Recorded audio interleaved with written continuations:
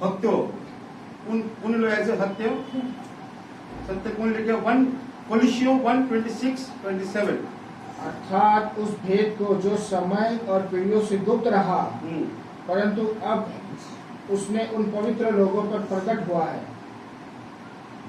जो सदियों से जो भेद गुप्त था, जो अध्यात्म छुपा हुआ था, अब उसने प्रकट कर दिया। किसने? परमेश्वर ने। किसके द्वारा? जिन पर परमेश्वर ने प्रकट करना चाहा कि उन्हें ज्ञात हो कि अन्य जातियों में उस भेद की महिमा का मूल्य क्या है, और वह यह है कि मसीह जो महिमा की आशा है तुम में रहता है। मसीह आ गया, सत्य का भेद लेके आ गया और वो हमारी आशा लेके आया। हालेलुया। तो क्या कहेंगे?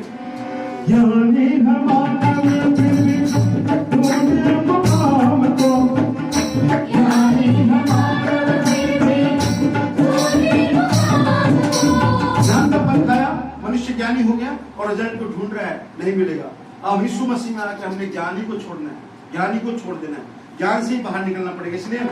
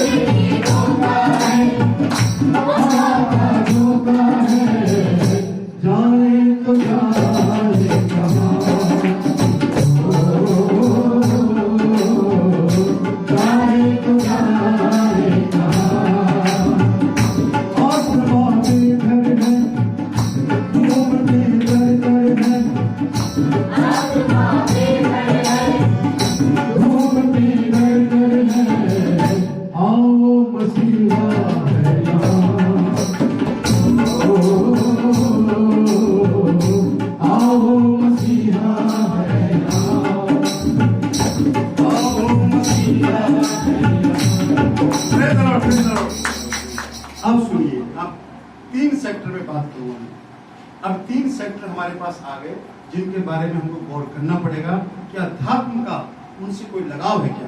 नंबर 1 चीज दार्शनिकता, जो शैतान ने दिया, फिलोसफी जिसको कहते हैं। दूसरा है धर्म, जो दुनिया ने बनाया। और तीसरा है मूसा की व्यवस्था, वो तो परमेश्वर ने दी है। तो क्या वहां से अध्यात्म नहीं मिलेगा? वहां भी अध्यात्म नहीं है।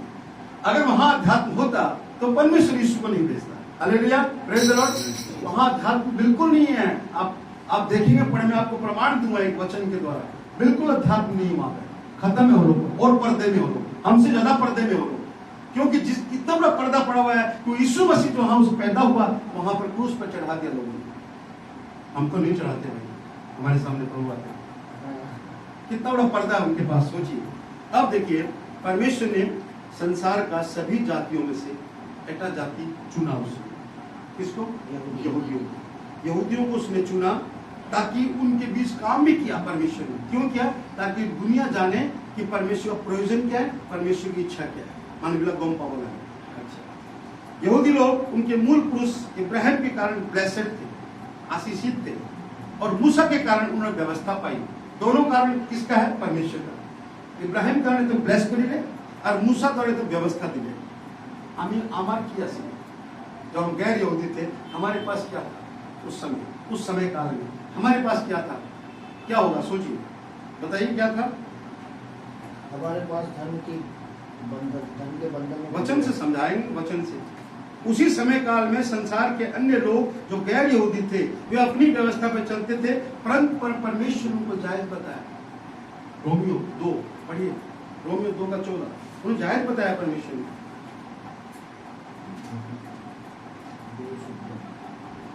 रोमियो 2:14 কাৰণ যেতিয়া বিধানহীন পৰজাতিবিলাকে স্বভাৱতে বিধানৰ কৰ্ম কৰে তেতিয়া সেই বিধানহীনবিলাক তেওঁবিলাকৰ বিধান তেওঁবিলাকেই হ'ব।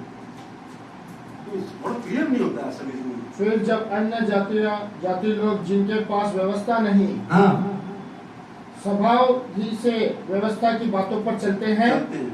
तो व्यवस्था उनके पास न होने पर भी वे अपने लिए आप ही व्यवस्था व्यवस्था है। Praise the Lord. देखिए उनकी व्यवस्था जो है उनको व्यवस्था उनके हिसाब से है, लेकिन अभी तो आप प्रेज द लॉर्ड बोल दिए, लेकिन उनके पीछे कौन है अभी आप बोलेंगे तो देखिए पता चलेगा, ठीक है। क्योंकि परमेश्वर ने कहा कि उनकी व्यवस्था जब तक है चलने दीजिए। ऐसी परिस्थिति में अब देखिए क्यों जायज माना उसको भी, यहूदी गैर यहूदी, जिस यहूदी को परमेश्वर व्यवस्था दी से और जो व्यवस्था नहीं, सब एक ही कहने का से क्या मतलब था, दोनों का एक होने का क्या मतलब था? परमेश्वर को सभी दोनों में अध्यात्म में पर्दा था, अध्यात्म उनको भी पर्दा था, जो मूसा की व्यवस्था वो भी पर्दे में थे और जो कई लोगों भी पर्दा था। इसलिए दोनों को जाहिर बताया कि तुम दोनों सही हो अपने समय पे, मैं अपने आप यीशु को भेज दूंगा टाइम पे। Hallelujah, praise the Lord. ये परमेश्वरी योजना थी, लेकिन दोनों में एक फर्क था। दोनों में कॉमन बात थी कि दोनों में अध्यात्म गायब था, लेकिन एक बात कॉमन थी, यहूदियों के पास सीधे परमेश्वर की व्यवस्था थी और इनके पास व्यवस्था कैसे आई? गैर यहूदियों के पास या हम जैसे लोगों के पास में कैसे आई दार्शनिकता? उनके अंतःकरण से दार्शनिकता निकली है। 15वां पद पढ़िए, उसी का 15वां पद। वे व्यवस्था की बातें अपने अपने हृदय में लिखी हुई दिखते हैं और उनके विवेक भी गवाही देते हैं। हाँ, और उनकी चिंताएं परस्पर दोष लगाती या उन्हें निर्दोष ठहराती हैं। देखिए उनके दर्शन जो है, उनके दर्शन के हिसाब से, उनके विवेक और बुद्धि के हिसाब से वो जो बना रहे थे, परमेश्वर ने उसको सही तो माना, लेकिन विवेक और दार्शनिकता, विवेक और अंतःकरण के पीछे कौन ताकत है पता है आपको? फिलोसॉफी। विवेक और अंतःकरण में फिलोसॉफी, दार्शनिकता, जो दार्शनिकता शैतान ने शुरू में दी थी, उसी दार्शनिकता को गैर यहूदियों ने पकड़ा और बीच में मूसा की व्यवस्था के कारण वहां वो लोग नहीं पकड़ पाए। क्लियर हुआ किसी को? ये दार्शनिकता, ये फिलोसॉफी शैतान दी से जो फिलोसॉफी दिया, उस दार्शनिकता को यहूदियों ने गैर यहूदियों ने पकड़ा, क्योंकि विवेक बुद्धि लगाया, अपने हिसाब से चला उसमें, लेकिन गैर यहूदी लोगों के पास में वो नहीं पहुंच पाया। क्यों? बीच में मूसा की व्यवस्था, वहां परमेश्वर का दखल हो गया। तो इसलिए दार्शनिकता उनके पास नहीं है। हालेलुया। यहूदियों के पास दार्शनिकता नहीं है, फिलोसॉफी नहीं है, बाकी सब पाप में है, अभी भी फिलोसॉफी नहीं। उसका एक प्रमाण आपको दूंगा, एक वचन के बाद 1 कोरिन्थियन 1:22 पढ़ेंगे।